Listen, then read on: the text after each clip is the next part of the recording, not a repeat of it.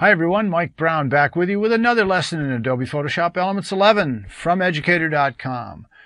We looked at how to make a very high quality and impressive photo book that can be printed by an outside printer such as Shutterfly and give you a super quality piece that you can use either as a gift, as a coffee table book, or even better, as a promotional piece and your portfolio, because the quality of the book itself sets the stage for the quality of the images you have within. Beautiful way to do it.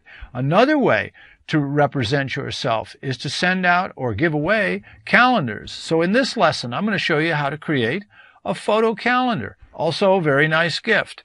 We're going to go over organizing your images for the calendar, calendar layout options, the calendar workspace where you're actually going to set this up, adjusting and modifying images, and customizing the calendar's appearance. This is virtually the same procedure as doing the photo book. So if you've already gone over the photo book lessons, it's still worthwhile doing this lesson because it's a review of some of the techniques and it burns it into your memory and makes it much easier. And besides, the calendar is very cool. So let's go and take a look at how to create a photo calendar. Let's go to the organizer. And here's my folder for calendar pics. I've got 14 pics that are in here. And if you remember, in the folders, you cannot rearrange the order of the images. You'd have to have them set up already in a proper order. These I'd like to rearrange. So what we need to do is take these images and turn it into an album where you can shift things around. So there's two ways to do this. In this case, we have all of the images we want, so we're going to select all of them. We can click on the thumbnail and select the first one, shift, click, and select all of the other ones, and now they're all selected.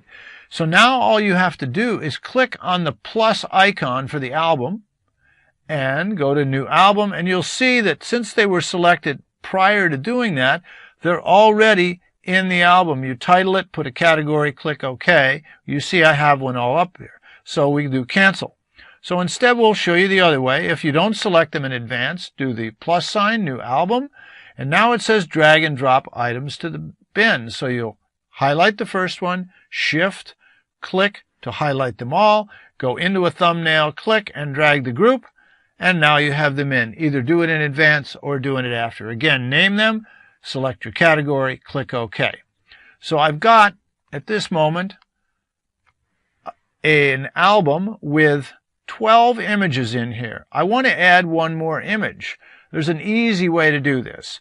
Go to your folder with the calendar pics, and this particular item here, the vertical shot of the California lighthouse, I want to add it. So you don't have to go through the importing process. You already got it in the folder. Just grab it and drag it over until the bar highlights the calendar photos album, release, and now we'll go to that photo album and look, it came in at the tail end. All right, we need to do a little bit of adjustment here. Now the very first photo will be the title page, the opener of the calendar, so I'm going to leave that one there. January is right here, and it's snowy. February, March, April, May, June, July. I'd like to put this one in about May or June. The flowers are out, so we'll go May, January, February, March, April, May flowers. We'll drag it over, and you notice that in the album, we can reposition all of our images. Let's see if everything else looks pretty good. Yeah, we're fine. Okay, so now we've got our album ready to go with the items we need for the calendar. So we're going to select them in advance. Click the first one, shift click the other ones. Got them all selected. Go to the Create button. We'll go down to Photo Calendar. And it's going to come up with the calendar layout page. We get to pick the starting month and year. In this case, I'm going to go ahead and put January 2014. We're ready to go. You have one option, print locally. These can be printed on your desktop printer. How cool is that? So you get two-sided paper, and you can actually print your own calendar. Or you could go to an outside printer, such as Shutterfly, and have them do it as well. A little more costly. This will work quite well. So here we have our themes, pretty much the same themes, almost identical to what you saw in the photo book. We're going to go ahead with this Designer Modern. I'll highlight it. You get a quick preview of what it's going to look like.